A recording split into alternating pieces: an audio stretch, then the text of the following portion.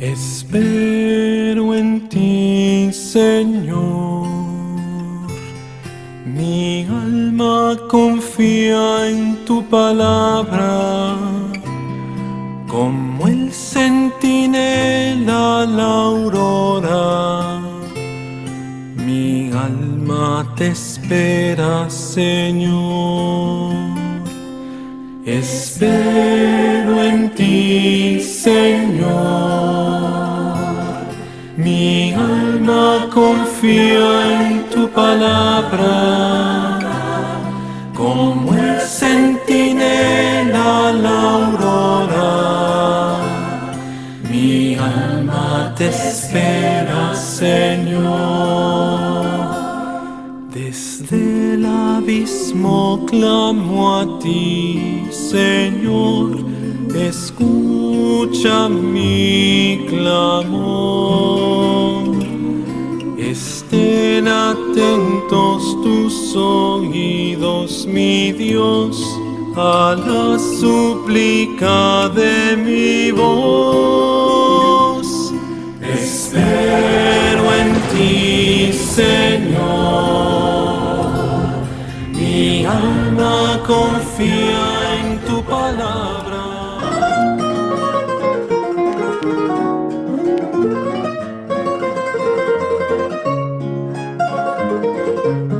Sin Dios viví y era mi ser cual nave naufragada. Sombras doquier, desasosiego en mi vida reinaba. Pero el Señor mi condición también mirando estaba, que equivocado en el mundo me hallaba, e hizo nacer nueva criatura en mí. Feliz, hoy soy feliz, con Cristo el capitán, feliz yo voy. Y voy, Señor, diciendo al mundo que en tu nombre hay vida, que sanar puedes toda alma herida, por el pecado que es vivir sin Dios. La paz y bendición de Dios sea con todos ustedes. Como siempre les doy la bienvenida y quiero invitarte a un encuentro en la presencia de Dios cada sábado aquí en este perfil para leer y reflexionar sobre las Sagradas Escrituras. Porque como escrito está, no solo de pan vivirá el hombre, sino de toda palabra que sale de la boca de Dios. Oremos por esta palabra de hoy. Padre, gracias por esta oportunidad de ministrar tu palabra. Oro para que abras nuestros oídos y nuestro entendimiento para comprender las enseñanzas a través del mensaje de hoy. Permite así también, Señor, para que de igual forma podamos aplicarla a nuestras vidas. Ayúdanos a ser hacedores de tu palabra y no solo oidores de ella. Padre nuestro, en toda tribulación y en todo tiempo, gracias te damos por la bendición que siempre nos das de poder escuchar tu palabra, de poder reunirnos para exaltar, glorificar y bendecir tu nombre. A ti y solo a ti te damos la gloria.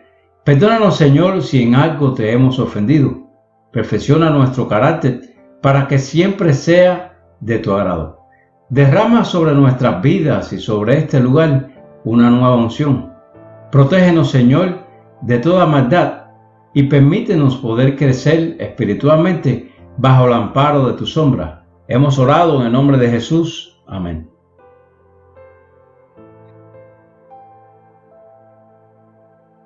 A veces nos encontramos en situaciones donde escuchamos nuevamente algunas de las historias más familiares que aparecen en las Escrituras. Usted conocerá historias como las de la muerte de los primogénitos, los mandamientos de carácter moral que se encuentran en el libro de Éxodo. También seguramente conocerá sobre el arca de Noé, el jardín del Edén, de la victoria de David sobre Goliat, o tal vez incluso conocerá la historia de la cual estaré hablando en el día de hoy. la parábola del hijo pródigo. Ciertamente la hemos escuchado cientos de veces. Bien, pues el día de hoy la escuchará una vez más. Aunque quizás hayamos escuchado esta historia tantas veces ya, que creamos por un momento que tal vez la hemos exprimido lo suficiente como para extraer hasta la última gota de toda la enseñanza que pueda haber en ella. Pero veamos cómo se desenvuelve esta palabra de hoy, la cual lleva por título Extraviados dentro de la casa. Y les invito a buscar en sus Biblias el Evangelio de Lucas en el capítulo 15. Y aunque la parábola del hijo pródigo comienza en el versículo 11 de este capítulo 15, es necesario que leamos al comienzo de este capítulo, donde podremos ver el contexto en que ocurre la enseñanza de esta parábola del hijo pródigo. Allí podemos leer en el versículo 1 que se acercaban a Jesús todos los publicanos y pecadores para oírle.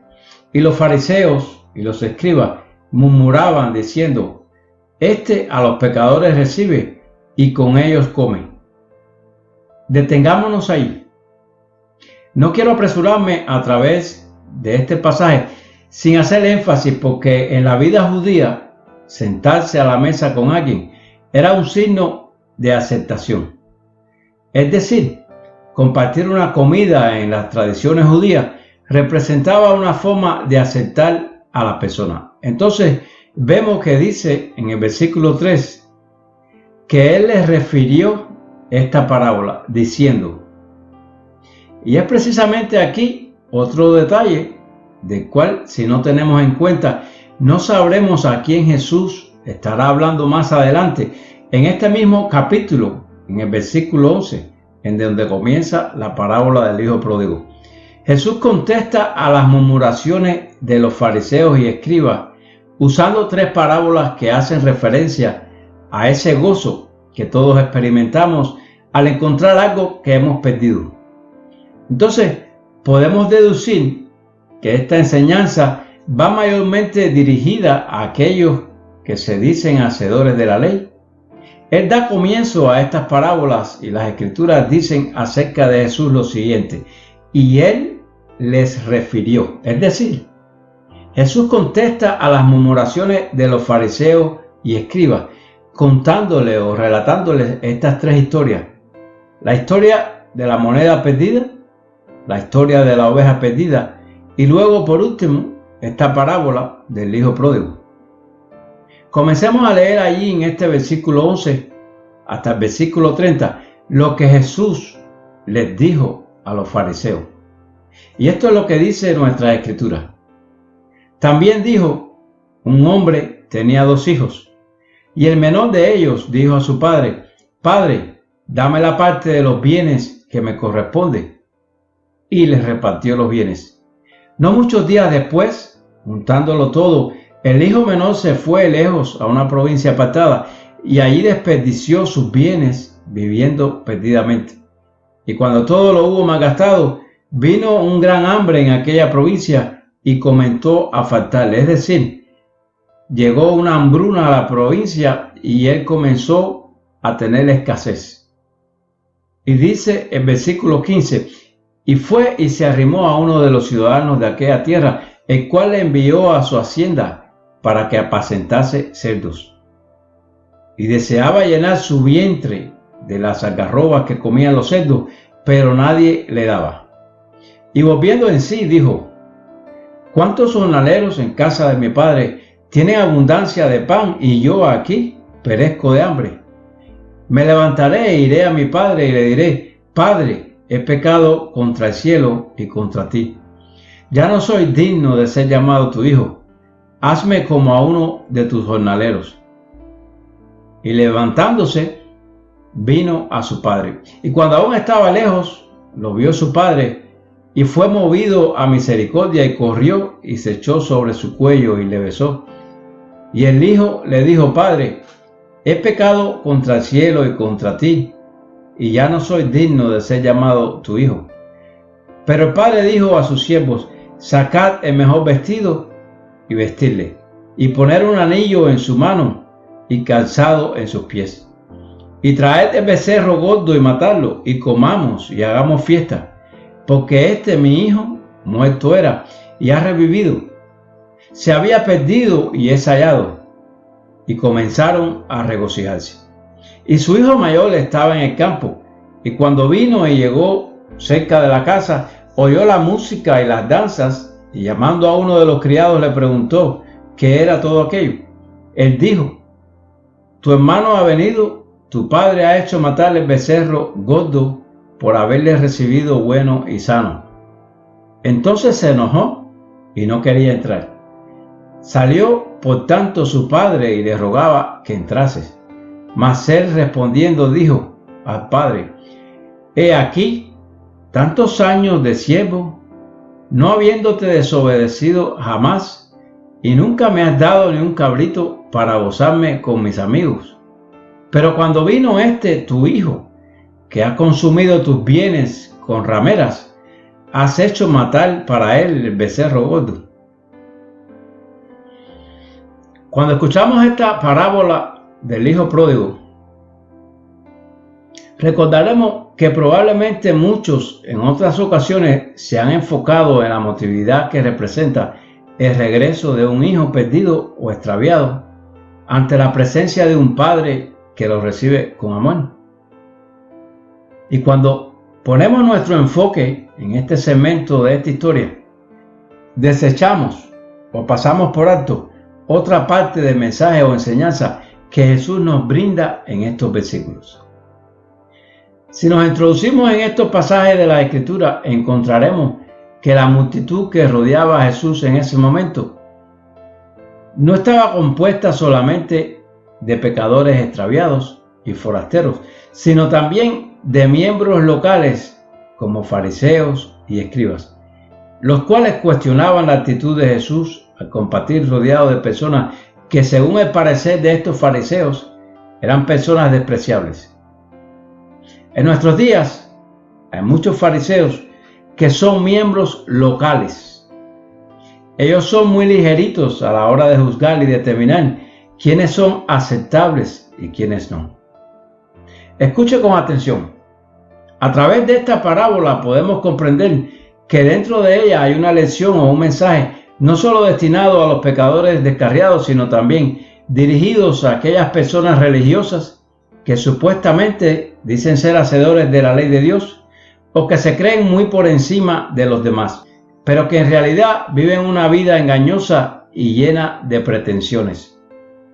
Quizás estos fariseos también se llenaron de rabia e indignación porque hubiesen querido que el hermano mayor terminase siendo el héroe de esta historia, ya que obedeció a su padre, pero Jesús insultaría su sensibilidad religiosa, haciendo que el hijo menor, quien se equivocó, fuese el héroe de esta historia, que regresa arrepentido ante los pies de su padre, quien sin dudar le recibe y le perdona. Hasta aquí una enseñanza vista desde un ángulo donde termina, por así decirlo, con un final feliz. Cualquiera que fuese el punto de vista, vemos que mientras el padre sigue siendo el eje central sobre el cual gira esta historia, ambos hijos guardan entre sí una enseñanza diferente que salta a flor de piel, o por decir así, a primera vista. El uno guarda la enseñanza de la obediencia y el otro guarda la enseñanza del arrepentimiento. Pero esto no deja de pasar por alto la realidad de que ambos estaban extraviados. Ambos estaban perdidos. Y les explico por qué.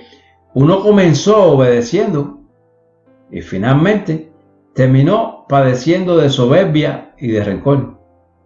El otro, que comenzó desobedeciendo, al final terminó regresando a su padre arrepentido. Ambos hijos estaban extraviados. Un hijo se había perdido en las calles, el otro hijo se había perdido en su propia casa. El primero representa al que regresa arrepentido de sus pecados en busca de perdón. El segundo representa el que está dentro de la casa, quien se cree merecedor de todo, pero que está más perdido o tan perdido como aquel que está fuera de la casa, Al que tenga buenos oídos para ir, oiga. El propósito de Jesús al contar esta historia no es solamente alimentar nuestras emociones reflejadas por el arrepentimiento y la aceptación de un Padre que ama. Jesús también, en cierta forma, expone a la luz ese ego solapado de las categorías religiosas, de aquellos que juzgan a los demás con desprecio, basándose en sus propias opiniones, haciendo excepciones y comentarios discriminativos de aquellos que, según sus opiniones, pertenecen a una clase menos aventajada, ocultando de la vista de los demás todos aquellos aspectos de sus vidas que no agradan a Dios. No es todo el ruido y el alboroto que hacemos los sábados o los domingos por la mañana, o la emoción que recibimos cuando estamos en el templo, porque dice la palabra que no todos los que dicen Señor, Señor. Y ustedes saben cómo continúa. Santo es el Señor, que ante sus ojos todos quedamos expuestos, y ningún hijo de las tinieblas entrará disfrazado de oveja al reino de Dios. Porque Dios en su palabra dice, apartaos de mí, hacedores de maldad. Esta historia revela el egocentrismo destructivo del hermano menor, quien exige a su padre una herencia de la cual no es merecedor y que en realidad debería de ser cobrada al morir el padre. En realidad, en esta petición ofensiva, es como si el hijo estuviese diciendo al padre, para mí tú estás muerto y yo quiero mi dinero de herencia para irme a vivir la vida como a mí me plazca. Es como si estuviese adelantándose a la muerte de su padre en el futuro, como si estuviese comprando su propio futuro con ese dinero mal habido. Vemos que este hijo, después de obtener lo que quiere, se marchó de la casa para gastar todo su dinero perdidamente. Y la palabra perdidamente encierra un sinnúmero de adjetivos calificativos. Y después de haber agotado todo su dinero, dice la historia que terminó haciendo el trabajo más despreciado de todo judío, que era alimentar los cerdos. Finalmente, cuando había caído en un punto bien bajo, a donde estaba dispuesto a comer de las sobras de lo que comían los puercos, se da de cuenta o despierta, pensando que cualquier jornalero en casa de su padre estaría comiendo mejor que él, y regresa arrepentido a la casa. No con la intención de reocupar su lugar en la familia, sino de tener aunque sea un bocado de comida para saciar su hambre, como un jornalero más de su padre. Todo lo que hemos leído esta historia o parábola, sabemos lo que sucedió a su regreso. Sabemos que al llegar a casa de su padre, éste lo recibió con los brazos abiertos, le dio un beso y ordenó vestirle y poner un anillo en sus manos. Y la historia concluye diciendo que hicieron una gran fiesta. Y es aquí donde el Señor entrelaza o amplía esta enseñanza.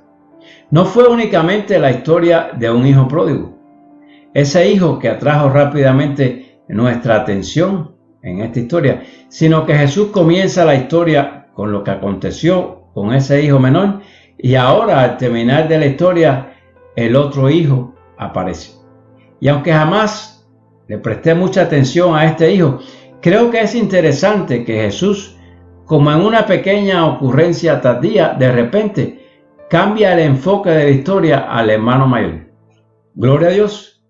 Y es aquí donde nos enfocaremos hoy, porque si hasta aquí podría muy bien quedar encapsulado el mensaje del arrepentimiento y el perdón a través del hermano menor, Jesús, sin embargo, continuó y definitivamente que lo hizo con un propósito. Amigos míos, dice que este hermano regresaba del campo después de un largo y duro día de trabajo. Sabemos que vuelve a casa al final del día y escucha el ruido de una gran celebración.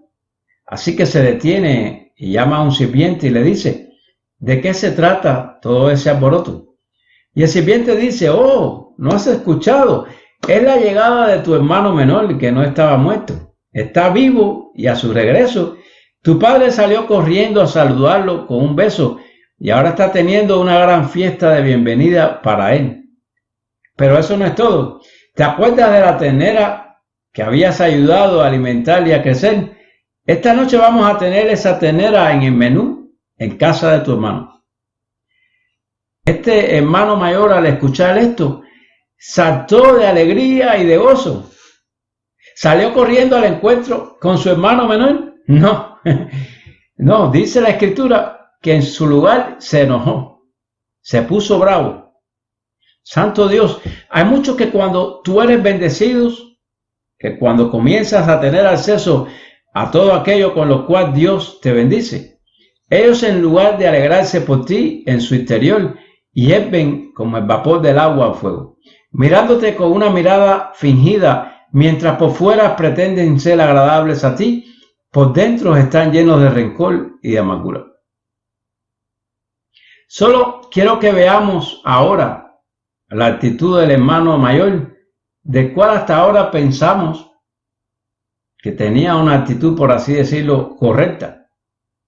Este hermano mayor que se quedó junto a su padre, y analicemos algunos detalles que expondrán el verdadero carácter o personalidad de él y de aquello que verdaderamente oculta en su interior. Primeramente, vemos que este hermano o hijo mayor, cuando el hermano menor exigió a su padre su parte de la herencia, para nada en lo absoluto salió en defensa de su padre. En ningún momento intervino tratando de persuadir a su hermano de que estaba en un error, o simplemente hacerle entender de su agravio tomando una decisión completamente equivocada, porque probablemente quiere que se vaya del hogar. Hay muchos dentro del hogar que te respaldan, hermanos reales que te cuidan y te protegen, aquellos que en ocasiones son capaces de protegernos hasta de nosotros mismos. Si te protegen en esos momentos en que estás a punto de hacer algo indebido, en esos momentos en que tienen que enfrentarse a ti para evitar que cometas un error, que cometas un agravio, de cual más adelante te puedas arrepentir.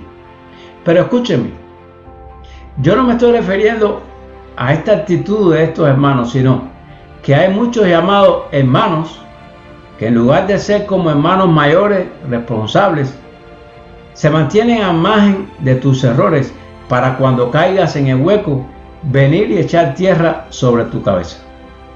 Y este hermano mayor es un obrero que está en el campo.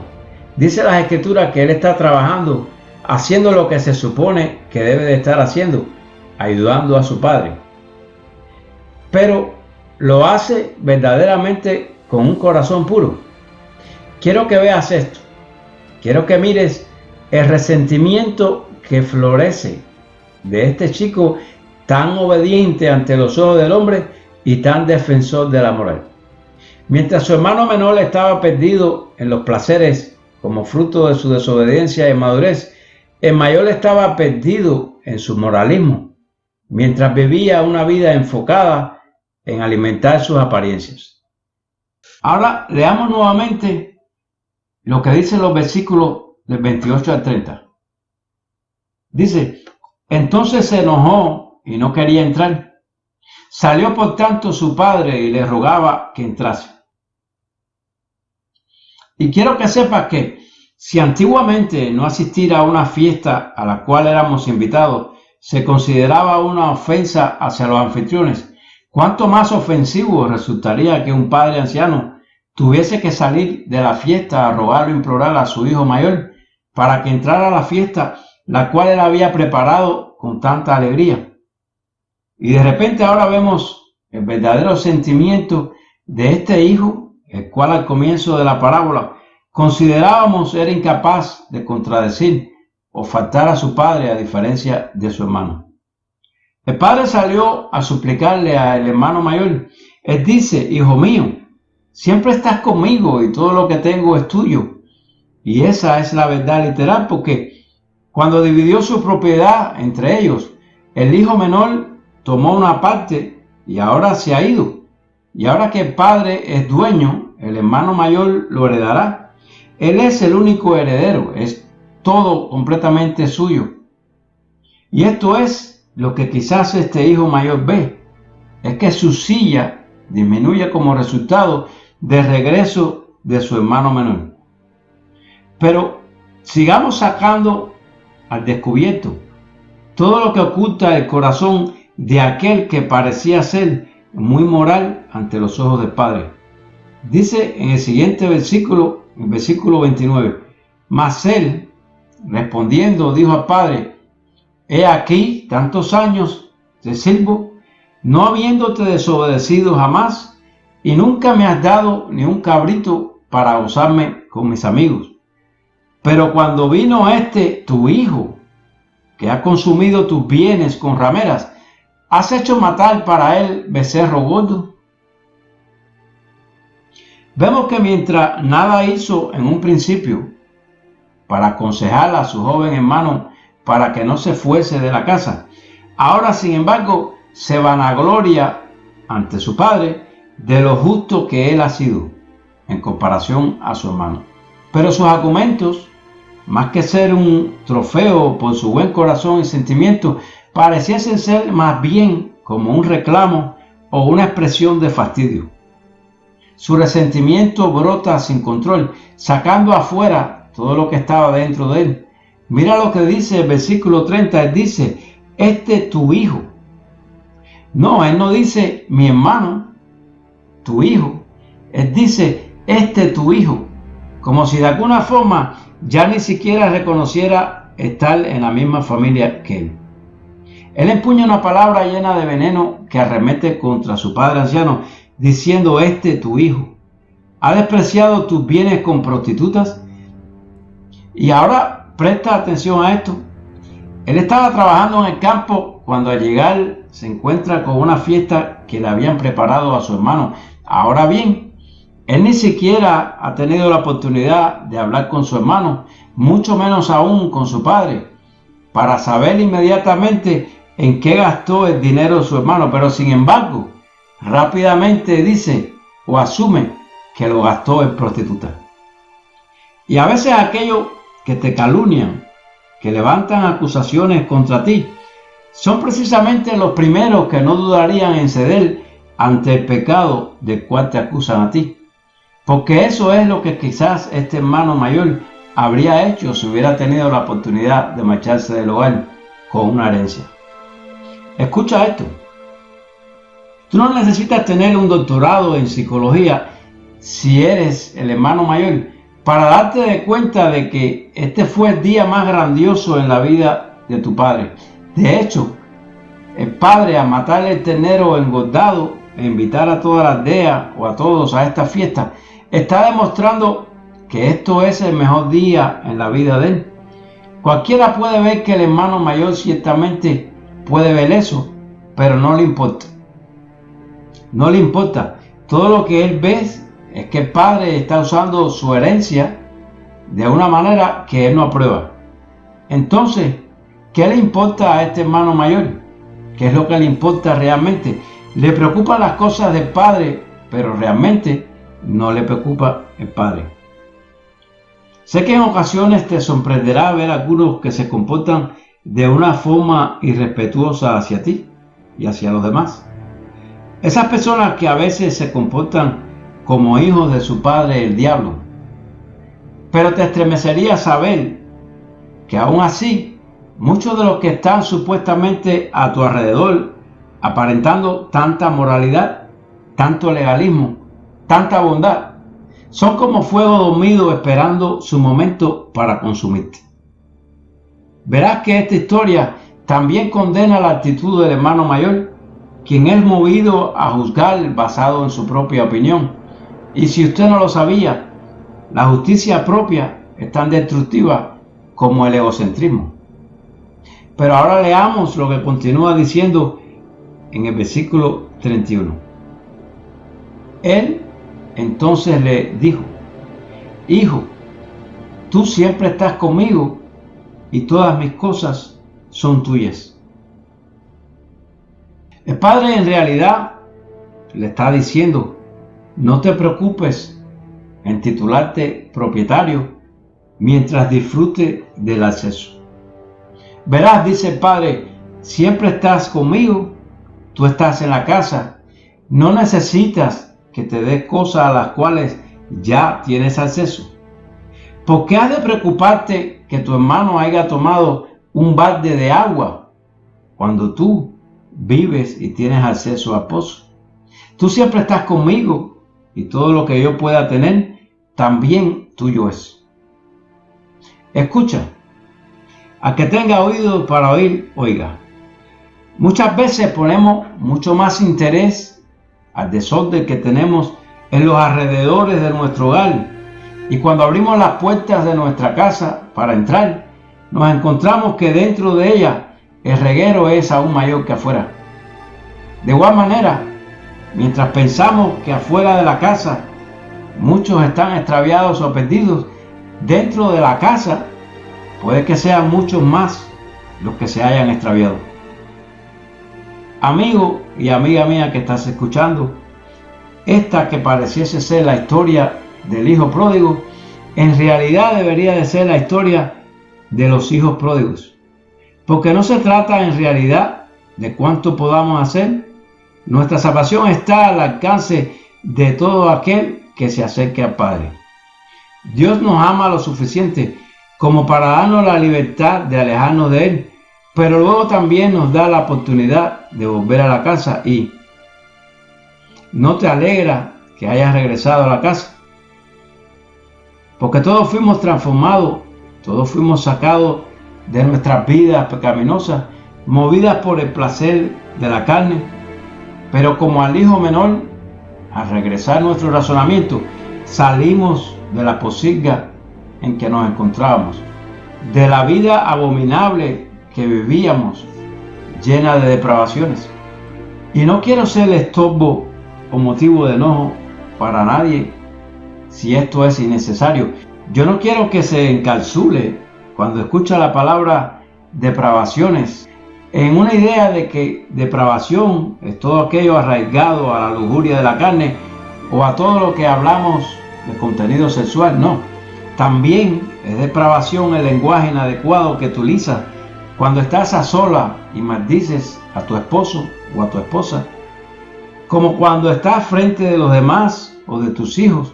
Depravación también es sintonizar aquel canal de televisión o esos programas donde el ser humano se ha degradado tanto que tiene que buscar parejas y hablar de cosas íntimas o personales sin ningún tipo de pudor o vergüenza. Es escuchar a nuestros hijos usando palabras obscenas o vulgares y no corregirles.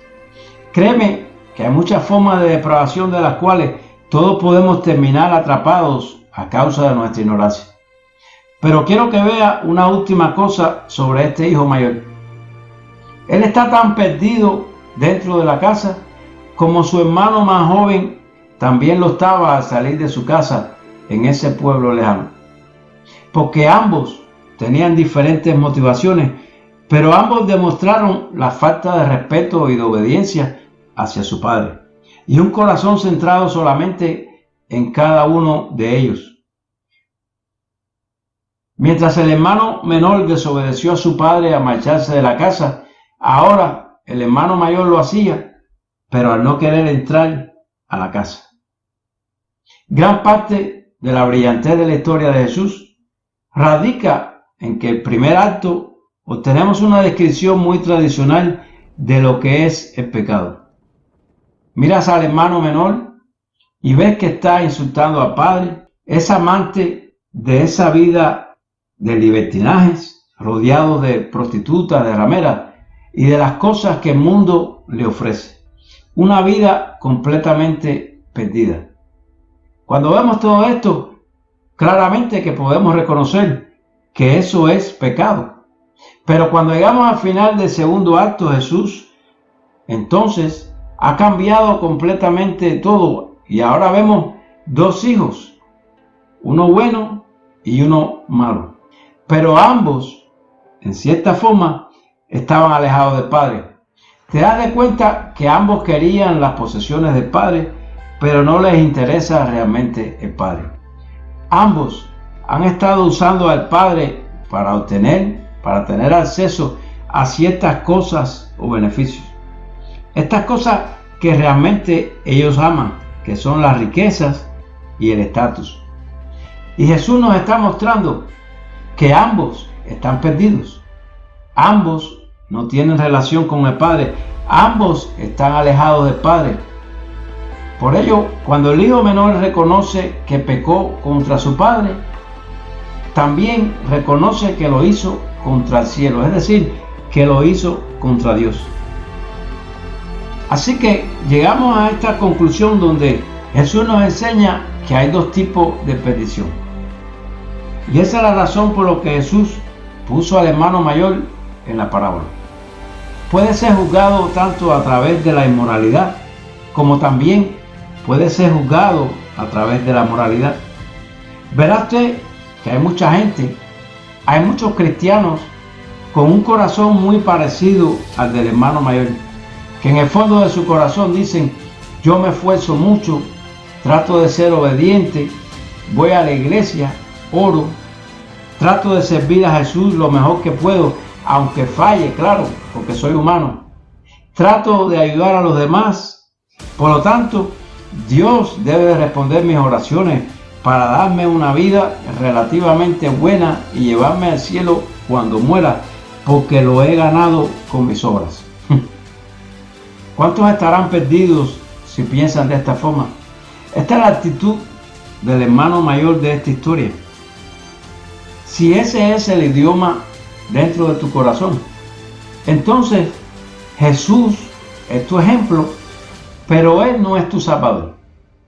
Porque tú estás buscando ser tu propio Salvador y toda tu moralidad, toda tu legalidad, toda tu religión es solo una manera de conseguir que Dios te dé las cosas que realmente quieres, de las cuales realmente no eres merecedor. Pero si eres como este hermano mayor que solo obedecen para recibir cosas de Dios, y si esas cosas no llegan y te enojas, entonces, hermano y hermana mía, definitivamente algo no está bien. Lo asombroso de esta parábola es la forma en que termina. El hermano menor se va, pero luego regresa arrepentido, se humilla, va al banquete y es salvo. Pero el hermano mayor, el buen hombre, el hombre de leyes, el hombre que ha guardado todas las reglas morales, de repente vemos que está perdido. No se ha perdido como se extravió su hermano menor en una ciudad lejana, pero estando dentro de la casa, está perdido como resultado de una condición espiritual. La mayoría de nosotros pensamos que Dios quiere gente buena, pero Jesús nos muestra que Dios quiere gente nueva. Nos gusta pensar que los buenos se salvan y el maltratador se pierde, pero Jesús muestra que ambos están perdidos. Y aunque pueden verse diferentes en la superficie, son exactamente igual dentro de sus entrañas. Quiero, antes de cerrar, hacer una conclusión de este pasaje. La primera es que esta parábola tiene implicaciones obvias para cualquier persona aquí que sea un seguidor de Cristo. Como cristianos no podemos caer en la trampa de comenzar a mirar a los demás contentos de que Dios nos salvó, pero estando inseguros de que esta salvación está al alcance de los demás. Esto no es algo que agrada a Dios, y ese porqué del contraste de los dos hijos en esta parábola, donde no se trata de un hijo perdido, sino de dos hijos perdidos. Ambos habían perdido el corazón del camino que les une al Padre. Escúchame, puedes perderte con los pecadores, como que puedes perderte con los que se amparan detrás de una religiosidad. De ambas formas estarás igualmente extraviado. El menor rechazó la gracia del Padre para seguir sus propios deseos, pero el mayor rechazó la gracia del Padre para seguir su propia justificación. Y yo te pregunto, ¿qué sigues tú? Hay personas que pueden entrar aquí todas las semanas escuchando un mensaje de salvación. Puedes hacer de esto una rutina y sentirte satisfecho al pensar que todo esto es suficiente para Dios. Pero no se trata tan solo de esto. Este no es el punto. Es que es por gracia. Todos somos hijos pródigos y es solo por la gracia que el Padre viene a nosotros. Y eso es lo que quiero que recuerdes. Si te das de cuenta, el Padre siempre tuvo un trato de amor hacia ambos hijos. Él corrió hacia el hijo descarriado y luego, cuando el otro hijo mayor se airó, él también fue a su habitación para invitarle a entrar a la fiesta. En la grandeza que caracteriza a nuestro Señor, incluso en el contexto más amplio de esta historia, Jesús está compartiendo con aquellos que murmuraban contra él, con los escribas y los fariseos, los mismos hombres que él sabía que lo clavarían cruelmente en una cruz. Y él dijo: solo quiero que sepas que el Padre nos ama. La Escritura nos dice cómo ser salvos, y es maravilloso entender lo que Dios nos llamó a hacer, porque podemos encontrar libertad en Cristo Jesús, una libertad que supera lo imaginable, y que cuando la encuentras no habrá nada ni nadie que te aleje de ella. En paz te levantarás y en paz te acostarás. Pero te engañarás a ti mismo si crees que puedes ser lo suficientemente moral como para llegar a Dios por tus propias obras.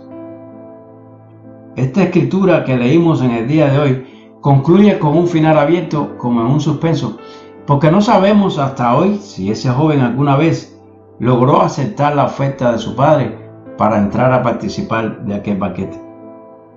Esto es lo que estaba diciendo Jesús a sus acusadores.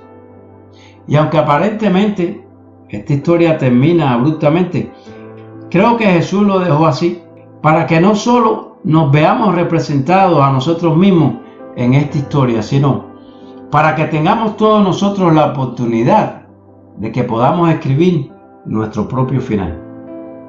La lección es tuya. Tú puedes quedarte afuera si así lo deseas, o pasar al interior de la casa y abrazar a tu hermano mientras disfruta de ese gran banquete que nuestro Padre ha preparado y al cual todos hemos sido invitados. Tú puedes ser parte de la fiesta o mantenerte al margen de ella. Oremos. Gracias, Padre, por estas almas que han escuchado tu voz. Ellos escuchan tu palabra con plena libertad para hacerlo. Padre, esperamos con fe que obres a través de este mensaje en el corazón de muchos, dándonos a cada cual, según tu voluntad, sanación, consuelo, valor y todo aquello según sea nuestra necesidad. Te lo pedimos en tu nombre, Señor, en el nombre de tu amado Hijo Jesús y del Espíritu Santo. Amén. Como siempre, sean todos bendecidos. La paz de Dios os doy.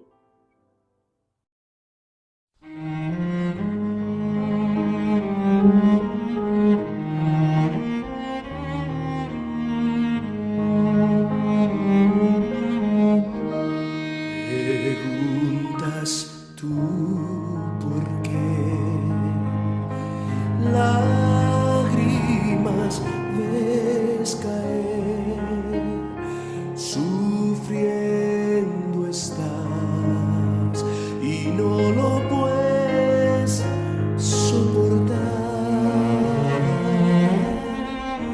Dios siempre a tu lado está y no te dejará.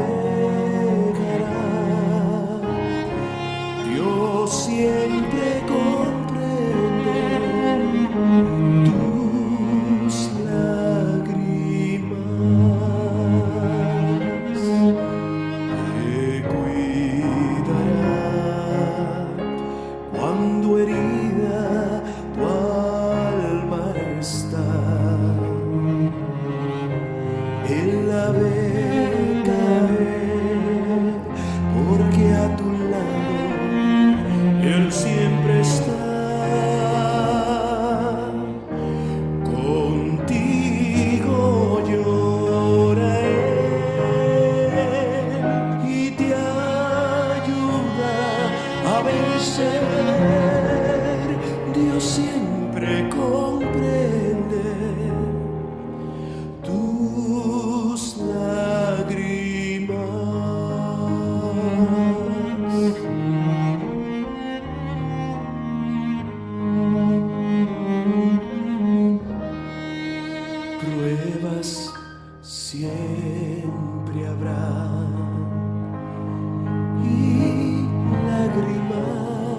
vendrán cuando el dolor va oprimiendo el corazón. Jesús